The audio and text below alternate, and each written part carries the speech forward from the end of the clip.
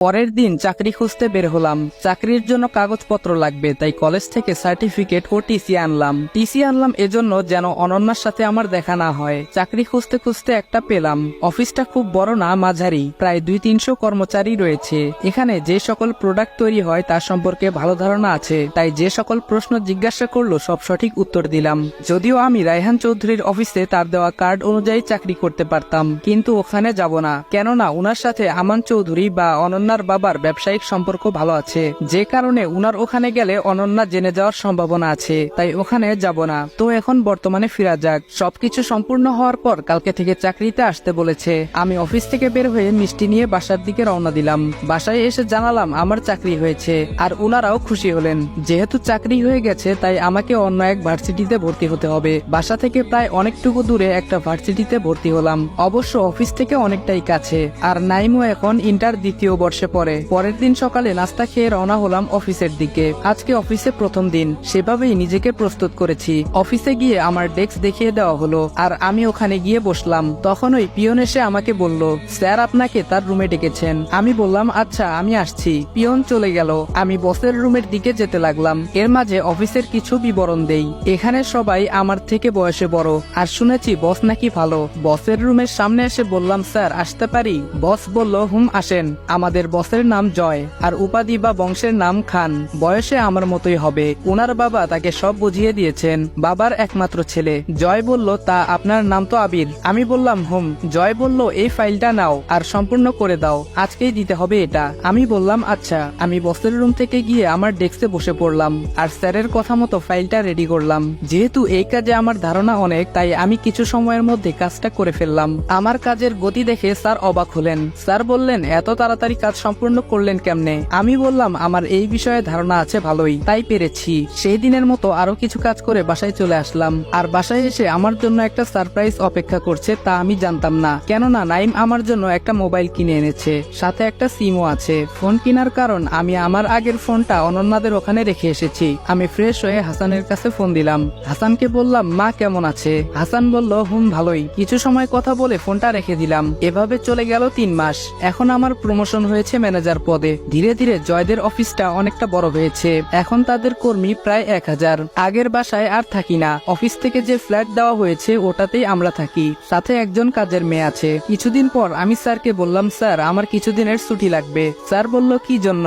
আমি বললাম, আমার দ্বিতীয় বর্ষের প্রথম পরীক্ষা শুরু হবে। স্যার বলল, আচ্ছা ঠিক আছে। আমি স্যারের থেকে 15 দিনের ছুটি নিলাম। আজকে পরীক্ষা, তাই মোটামুটি প্রিপারেশন নিয়ে কলেজে গেলাম। আমার সিট খুঁজে আমি আমার সিটে গিয়ে বসলাম। কিছুক্ষণ পরে একজন রুমে প্রবেশ করলো, যাকে দেখে আমি অবাক, কেননা সে আর কেউ নয়, সে হচ্ছে জয়, মানে আমার স্যার। আমি বললাম, স্যার আপনি এখানে? স্যার বলল, হুম, কিন্তু তুমি এখানে কেন?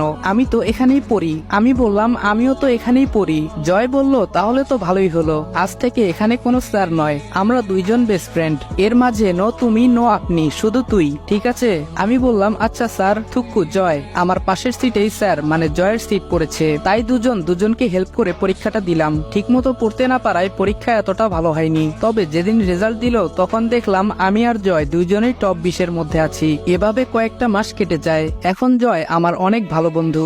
সে যেখানে যায় আমাকে নিয়ে যায়, এমনকি তার বাসায়ও অনেকবার গিয়েছি। এমনই একদিন অফিসের কাজে এক জায়গায় যেতে হবে, তাই জয় তার সাথে আমাকে নিয়ে গেল। আর যেখানে যাওয়া হলো তা হলো সিলেট। আমি আর জয় রেডি হলাম। নিজস্ব গাড়ি থাকতেও বাসের টিকিট কাটলাম। সিটে যেয়ে বসার সময় একটা ঘটনা ঘটলো।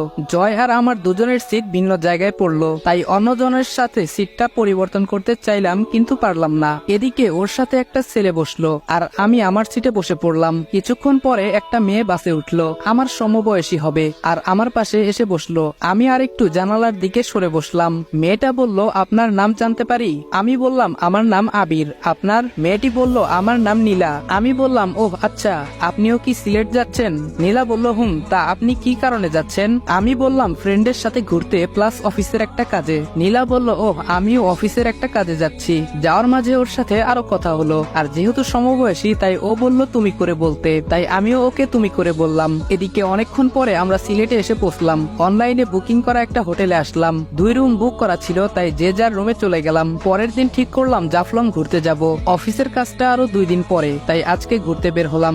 আমাদের আনা ডিএসএলআরটা নিয়ে বের হলাম, ঘুরলাম আর অনেক ছবিও তুললাম। তারপর বাসায় চলে আসলাম। পরের দিন অফিসের কাজে যেতে হবে। এখানে প্রায় অনেক কোম্পানি রয়েছে, যার মধ্যে যাদের কাজ ভালো হবে তাদেরকে কাজটা দেওয়া হবে। প্রায় 20 কোটি টাকার লেনদেন, তাই ভালো কাউকেই দেওয়া হবে। ওখানে গিয়ে আমি অবাক, কেননা নীলাও সেখানে উপস্থিত। ও এসেছে আর কে কোম্পানি অফ ইন্ডাস্ট্রিজ থেকে। আর যারা কাজ দিবে তাদের দেখে আমি আরো বেশি অবাক, কেননা তিনি হলেন রায়হান চৌধুরী। দেশে বিদেশে উনার অনেক ব্রাঞ্চ রয়েছে। কিছুক্ষণ পরে জয়দের কোম্পানির নাম বলা হলো, কেননা বিগত কয়েক মাসে ভালো পজিশনে চলে এসেছে। যখন ডাক দেওয়া হলো তখন জয় গেল। সব কাগজ বুঝে আসতে আমাকে যেতে বলেছিল, কিন্তু আমি যাইনি, কেননা উনি আমাকে চিনে ফেলতে পারেন। আর জয়কে অনেকে কংগ্রাচুলেশন জানালো। জয় আসার পরে নীলা জয়কে কংগ্রাচুলেশন জানালো। আর জয় এসে আমাকে বলল, তুই থাকার কারণে এত দূরে আসতে পেরেছি। তারপরে আমি আর জয় চলে আসলাম। আরো 2 দিনে অনেক জায়গায় ঘুরে ঢাকা ব্যাক করলাম। আমাদেরকে যেই প্রজেক্টটা দেওয়া হয়েছিল সেই প্রজেক্টটা সম্পূর্ণ করা হলো 1 সপ্তাহের মধ্যে। এখন জয়দের কোম্পানি আরো ভালো পজিশনে চলে আসলো।